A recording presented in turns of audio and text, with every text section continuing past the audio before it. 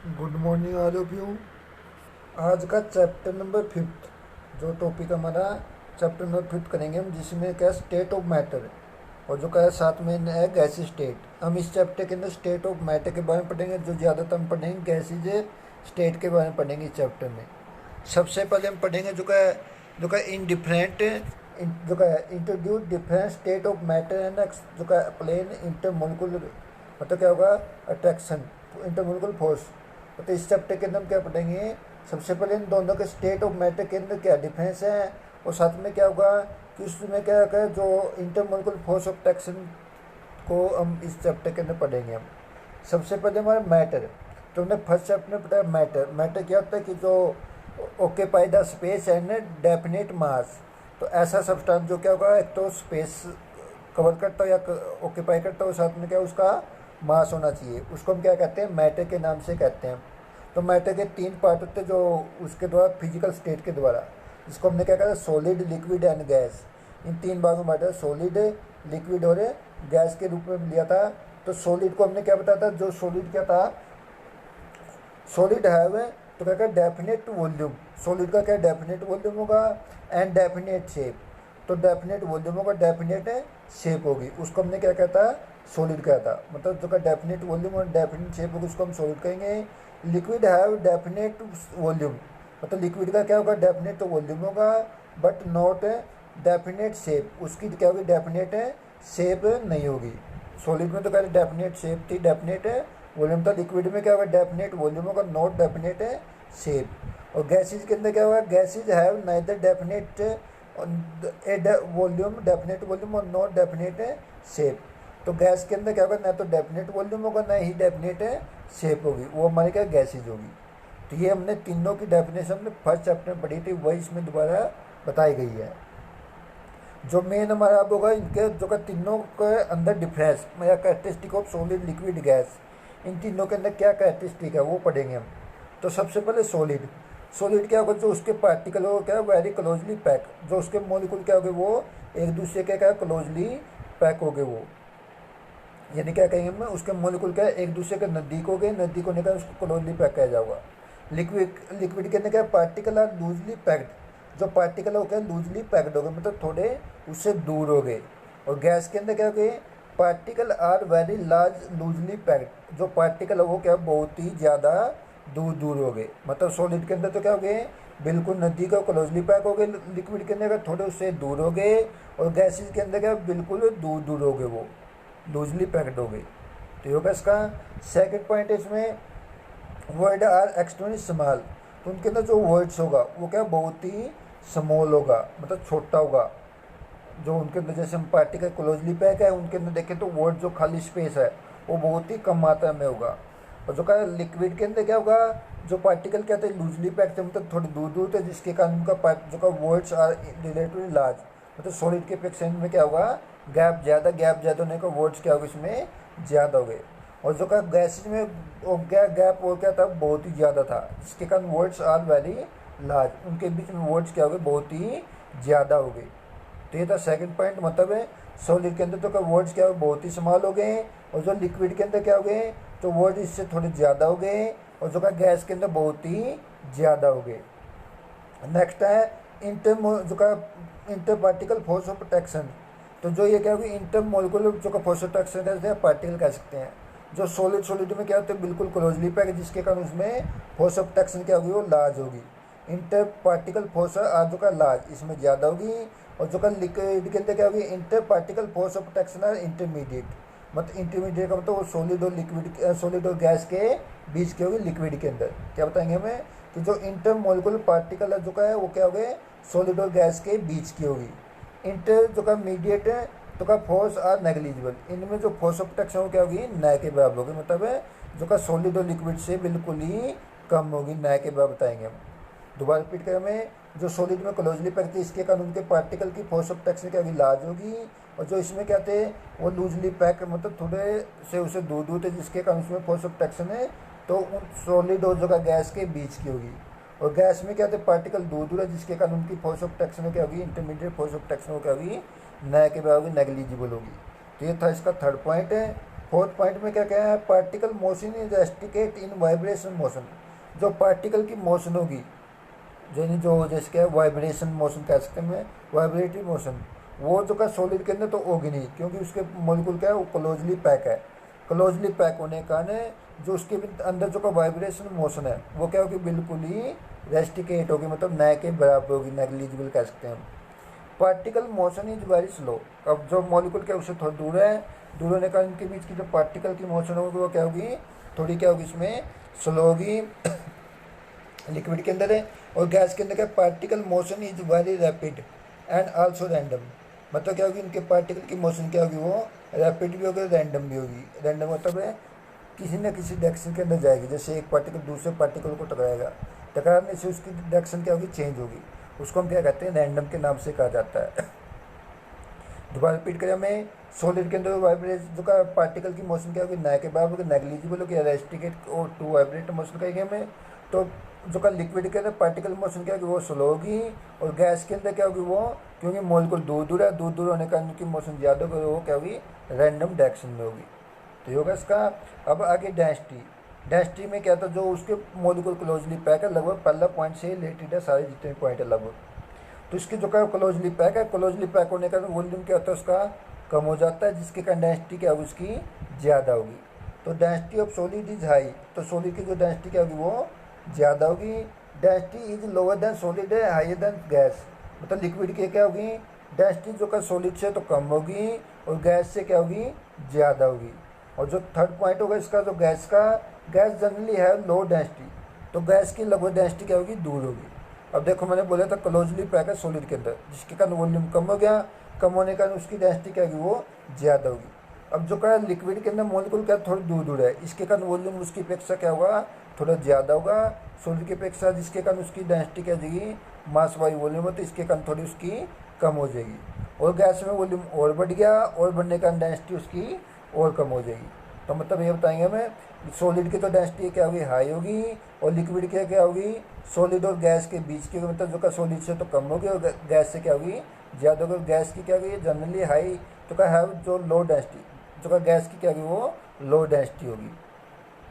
Next point जो हमने ऊपर पढ़ा था, definite shape and definite volume. तो सॉलिड क्या करेगा, डेफिनेट शेप होगी उसकी और डेफिनेट ही वॉल्यूम होगा। दे show definite shape and definite volume. तो जो का इसकी क्या डेफिनेट शेप होगी, डेफिनेट ही वॉल्यूम होगा। और जो अगला क्या, दे शो इनडेफिनेट शेप एंड जो का बट डेफिनेट वॉल्यूम। तो जो का इसका क्या होगा, जो का तो इसमें जो क्या होगा, लिक्विड के अंदर का इनडेफिनेट शेप होगी बट डेफिनेट वॉल्यूम होगा। लिक्विड के सॉलिड के अंदर का डेफिनेट शेप थी, डेफिनेट वॉल्यूम था। लिक्विड के अंदर का डेफिनेट वॉल्यूम होगा, इनडेफिनेट शेप होगी। और गैस के अंदर क्या होगी, न तो डेफिनेट शेप होगी, न ही डेफिनेट वॉल्यूम होगा। न इधर डेफिनेट शेप और नॉर डेफिनेट वॉल्यूम। मतलब जो का सॉलिड के अंदर क्या था, डेफिनेट शेप थी और डेफिनेट वॉल्यूम था। लिक्विड के अंदर क्या थी, डेफिनेट वॉल्यूम का बट नॉट डेफिनेट शेप नहीं होगी। तो का गैस में क्या, न तो डेफिनेट शेप होगी, न ही डेफिनेट वॉल्यूम होगा। अब ये तो थी उसकी जो का शेप के बारे में। अब जो का मोशन है नहीं है, मोशन नहीं है, तो उसकी का मोलिकुल जो का क्या क्या molecule possess least energy. Motion न होने का जो का काइनेटिक एनर्जी उसकी क्या होगी, लीस्ट होगी। मोलिकुल पोजेस लीस्ट एनर्जी, उसकी एनर्जी क्या होगी, कम होगी। और जो का इस तो सॉलिड में था, गैस में क्या होगी, molecule have higher energy than solid. Solid से हाइयर एनर्जी, क्योंकि उसमें मोशन क्या, तो थोड़े पार्टिकल के, लिक्विड के पार्टिकल क्या होते हैं, मोशन में होते हैं। मोशन में होने के कारण उसकी एनर्जी उसकी अपेक्षा क्या होगी, काइनेटिक एनर्जी उसकी अपेक्षा सॉलिड की अपेक्षा क्या होगी, ज़्यादा होगी। और गैस में क्या होते हैं, सॉलिड और लिक्विड से मोशन क्या होती है, ज़्यादा होती है। ज़्यादा होने के कारण क्या होगा, जो का मॉलिक्यूल जो का मोर एनर्जेटिक, मतलब उसकी एनर्जी क्या होगी, सॉलिड और लिक्विड से बहुत ही ज़्यादा हो, क्योंकि मोशन में है पार्टिकल, पार्टिकल मोशन होने के कारण उसकी ज़्यादा होगी उसकी। तो होगा इसका। नेक्स्ट पॉइंट है, दे आर लेस कंप्रेसिबल। तो ये क्या होगा, लेस कंप्रेसिबल हो गया, जो का थर्मल एक्सपेंशन। मतलब उसको हम क्या कहते हैं, लेस, मतलब क्लोजली पैक है, क्लोजली पैक होने के कारण उसको हमें जो का कंप्रेस नहीं कर सकते हम, इसके कारण क्या होगा, लेस कंप्रेसिबल हो गए। और थर्मल एक्सपेंशन, एक्सपेंशन हम तो उसको जो मॉलिक्यूल पहले ही नज़दीक है उसको ज़्यादा नज़दीक भी नहीं ले सकते, मतलब थर्मल एक्सपेंशन। थर्मल एक्सपेंशन हो गए, साथ में लेस कंप्रेसिबल हो गए। और इसमें लिक्विड में क्या होगा, liquid slightly higher compressible, liquid क्या हो गए, हाइयर कंप्रेसिबल हो गए। एंड सॉलिड एक्सपेंशन देन जो का थर्मल है, जो का एक्सपेंशन देन सॉलिड। मतलब क्या कंप्रेसिबिलिटी भी ज़्यादा होगी और थर्मल एक्सपेंशन भी सॉलिड से ज़्यादा हो गए, क्योंकि इसके पार्टिकल थोड़े उससे जो का लिक्विड की अपेक्षा दूर दूर होते हैं। नेक्स्ट है इसमें जो का greater high compressible and thermal expansion. तो जो का गैस के अंदर क्या होगी, कंप्रेसिव मोलिक्यूल ज़्यादा दूर दूर है, उसका कंप्रेसिबिलिटी एंड जो का थर्मल एक्सपेंशन दोनों ही क्या होगी, सॉलिड और जो का लिक्विड की अपेक्षा क्या होगी वो ज़्यादा होगी इसमें। तो ये क्या होगा, गैसेज हाईली कंप्रेसिबल एंड जो का and thermal expansion.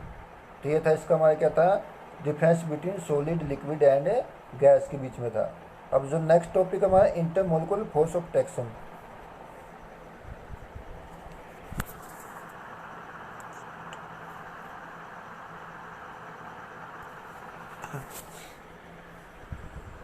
Intermolecular force of traction या वंडरवाल फोर्स के नाम से भी कह सकते हैं हम।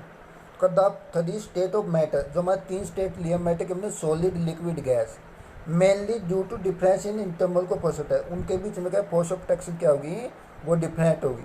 तो यानी क्या बताएंगे हमें कि जो का क्या होगी, ये जो का 3 स्टेट हमारे सॉलिड लिक्विड गैस, तो उनके अंदर फोर्स ऑफ ट्रैक्शन क्या होती है, अलग अलग होती है। फोर्स ऑफ ट्रैक्शन के कारण उनको हम अलग अलग भागों में, 3 भागों में सॉलिड लिक्विड गैस के अंदर बांटा है हमने। तो क्या जो का force of protection exit between the molecule of substance, मतलब जो उनके बीच में फोर्स लगेगा, फोर्स के कारण उनकी 3 स्टेट सॉलिड लिक्विड के अंदर डिवाइड किया जाएगा। ग्रेटर इंटरमोलिकुलर फोर्स, जितना फोर्स ज़्यादा होगा, higher the melting and boiling point and vice versa, उतना उसका मल्टी पॉइंट और बॉइलिंग पॉइंट क्या होगा, जो का कोई भी सॉलिड लिक्विड गैस है उसका क्या होगा, ज़्यादा होगा। जितनी फोर्स ऑफ ट्रैक्शन ज़्यादा है उतना मल्टिंग और बॉइलिंग पॉइंट क्या होगा, ज़्यादा होगा। एंड वाइस वर्सा, इसी प्रकार यदि कम है तो फोर्स ऑफ ट्रैक्शन कम होगा, ज़्यादा तो ज़्यादा होगा। तो ये इसका, अब इसको किसने बताया था, उसके साइंटिस्ट के अनुसार ये, it was first propose by Dutch scientist J.D. Van der Waals. तो सबसे पहले किसने बताया था, एक डच का साइंटिस्ट था जिसका नाम क्या था, J.D. वंडरवाल। इसी का इसका नाम क्या हुआ, वंडरवाल फोर्स ऑफ ट्रैक्शन पड़ गया, जो ऊपर हमने दे दिया है। तो ये होगा इसका, तो ये है। अब क्या क्या तो क्या वंडरवाल फोर्स ऑफ ट्रैक्शन क्या है, डायरेक्टली परफॉर्म मोलिकुलर वेट, जितना मोलिकुलर वेट ज़्यादा होगा उतना वंडरवाल फोर्स ऑफ ट्रैक्शन ज़्यादा होगी, जितना कम है तो उतनी ही क्या होगी, कम होगी। तो किसके ऊपर डिपेंड करेगा, तो क्या van der Waals force of traction directly proportional किसके, मोलिकुलर वेट के डायरेक्टली प्रोपोर्शनल होगा। सेकेंड है वंडरवाल फोर्स डायरेक्टली पर एटॉमिक वेट, ये तो क्या था मोलिकुलर वेट था, दूसरा क्या है एटॉमिक वेट, उसका जितना एटॉमिक वेट है उसके भी क्या डायरेक्टली प्रोपोर्शनल है।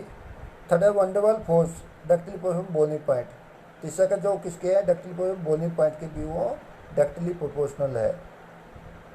मतलब जो क्या होगा, वंडरवाल फोर्स ऑफ ट्रैक्शन किसके है, पहले तो मोलिकुलर वेट के डायरेक्टली प्रोपोर्शनल, जितना मोलिकुलर वेट ज़्यादा उतना फोर्स ऑफ ट्रैक्शन ज़्यादा होगी, जितना कम है तो उतनी कम होगी। सेकेंड है एटॉमिक वेट, उसका atomic mass weight, atomic mass कह सकते हैं हम। तो वंडरवाल फोर्स ऑफ ट्रैक्शन के एटॉमिक मास के भी डायरेक्टली प्रोपोर्शनल, जितना ज़्यादा एटॉमिक मास होगा तो उतना ही क्या होगा, उसका जो का वंडरवाल फोर्स ऑफ ट्रैक्शन ज़्यादा होगी, जितना कम है तो उतना ही कम होगी। थर्ड है वंडरवाल बॉइलिंग पॉइंट, जितना बॉइलिंग पॉइंट ज़्यादा उतनी क्या होगी, फोर्स ऑफ ट्रैक्शन ज़्यादा होगी, जितना कम है तो उतनी कम होगी। जैसे फॉर एग्जांपल गैसेज है, गैस के अंदर जो का वंडरवाल फोर्स ऑफ ट्रैक्शन क्या होती है, कम होती है, जिसके कारण उसका बॉइलिंग पॉइंट क्या होगा, कम होगा। सॉलिड के अंदर वंडरवाल फोर्स ऑफ ट्रैक्शन ज़्यादा है तो उसके कारण बॉइलिंग पॉइंट उसका क्या होगा, ज़्यादा होगा। तो क्या है, it is formed as result of attraction of unlike charge. तो ये किसके द्वारा बनेगा, जो result of attraction of unlike charge, unlike charge हो गए, मतलब जो क्या है उसमें क्या होगा, जैसे अपोजिट चार्ज तो हमने के उसके एक जैसा ही चार्ज होगा, उसको हम क्या कहेंगे, हमें उसके द्वारा अट्रैक्शन बनेगी। इंटरमोलिकुलर फोर्स जो का force does not include force between opposite charge ion, मतलब ये जो का इंटरमोलिकुलर फोर्स है वो ना तो किसको करेगा, not include force between opposite charge ion, या फिर आयनिक बॉन्ड, मतलब जो आयनिक बॉन्ड बना है उसके जो बीच में अट्रैक्शन है वो कौन सी हमारी अपोजिट चार्ज अट्रैक्शन है, वो इसके अंदर काउंट नहीं होगी, इंक्लूड नहीं होगी, क्योंकि ये क्या है अनलाइक चार्ज, अनलाइक चार्ज के द्वारा इसको बताया गया है।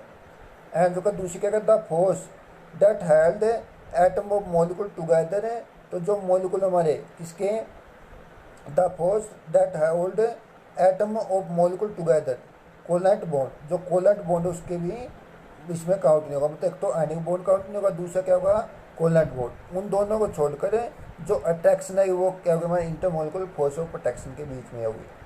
तो होगा इसका मतलब आयनिक बॉन्ड और कोलेंट बॉन्ड काउंट नहीं होगा, और जो अट्रैक्शन होगी इनसे अलग वो सभी इसके अंदर काउंट होगी।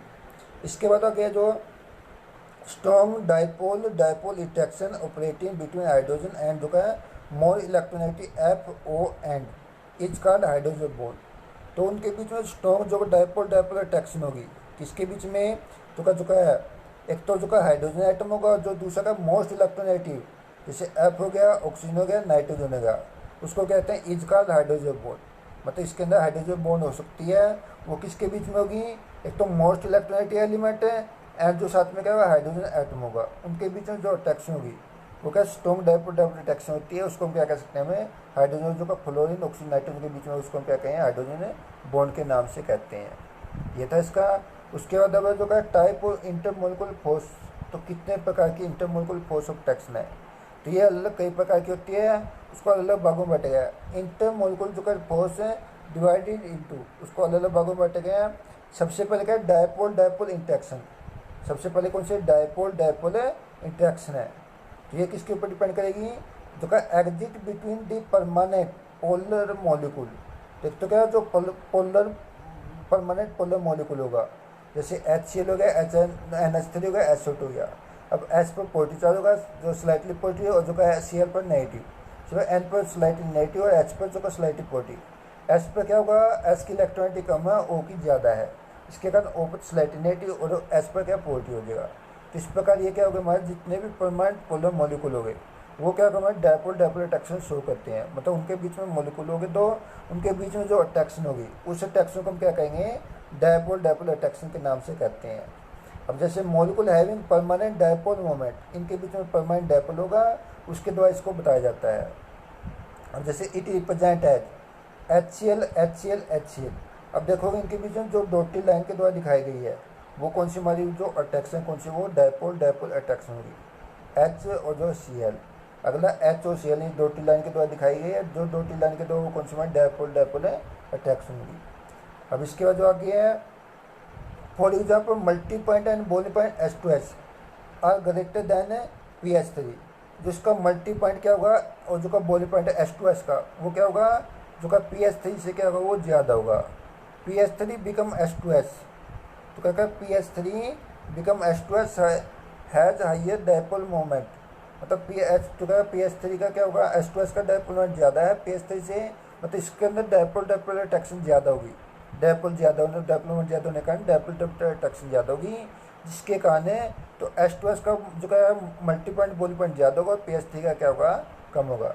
This for due to electrical interaction, मतलब उनके बीच में इलेक्ट्रिकल इंटरेक्शन है, जैसे स्लाइटली पॉजिटिव स्लाइटली नेगेटिव बोले मैंने, उनके बीच में जो अट्रैक्शन है among dipole of neighbour molecule, जो उसके पड़ोस में जो मॉलिक्यूल मतलब जो दूसरा मॉलिक्यूल है उनके बीच में अट्रैक्शन होगी, उस अट्रैक्शन को हम क्या कहते हैं डाइपोल डाइपोल अट्रैक्शन के नाम से कहते हैं। इसके बाद दे आर टू टाइप, तो ये दो प्रकार का है। Attractive force between unlike pole, मतलब जो अनलाइक मतलब जैसे स्लाइटली पॉजिटिव चार्ज है, स्लाइटली पॉजिटिव चार्ज किसको अट्रैक्ट करेगा, स्लाइटली नेगेटिव चार्ज को अट्रैक्ट करेगा। तो attractive force between unlike poles, unlike pole के द्वारा उसको क्या किया जाएगा, अट्रैक्ट किया जाएगा। जो कि इसका दूसरा क्या है रिपल्सिव फोर्स बिटवीन दी जो का लाइक पोल, उनके बीच में जो रिपल्सिव फोर्स होगा, किसके बीच में, जो दो सेम चार्ज वाले हैं उनके बीच में क्या होगा रिपल्सिव फोर्स होगा, वो भी इसमें काउंट होगा। तो क्या these force is generally weak, तो ये फोर्स क्या वीक होगा, एंड इन ऑर्डर टू 3 से 4 किलो जूल मोर, तो ये वीक है जो उसके तोड़ने के लिए में कितने 3 से 4 किलो जूल जो इतनी एनर्जी देनी पड़ेगी। Significant only one molecule are जो का क्लोज कॉन्टैक्ट, जब कॉन्टैक्ट में 3 से 4 किलो जूल एनर्जी देंगे, इसके कारण वो आसानी टूट जाएगा, जिसको हम क्या कहें फोर्स जो का इसके बीच में क्या वीक होगा, यानी वीक कहेंगे इसको। ग्रेटर डाइपोल मोमेंट, जितना डाइपोल मोमेंट ज़्यादा होगा, स्ट्रॉन्गर था डाइपोल डाइपोल अट्रैक्शन, उतनी डाइपोल डाइपोल अट्रैक्शन क्या हुई ज़्यादा हुई। मतलब क्या क्या है, जितना डाइपोल मोमेंट ज़्यादा उतनी जो का डाइपोल डाइपोल अट्रैक्शन के बीच में ज़्यादा होगी।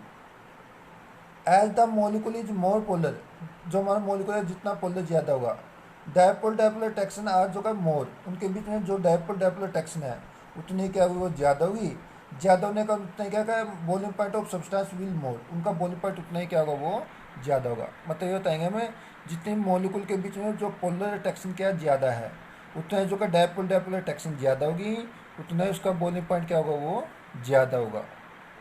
क्लियर है। उसके बाद जो आगे dipole dipole interaction in solid, तो क्या क्या क्या है इन्वर्सली 1/r की क्यूब, आर क्यूब क्या है, ये डिस्टेंस है दो मोलिकुल के बीच की।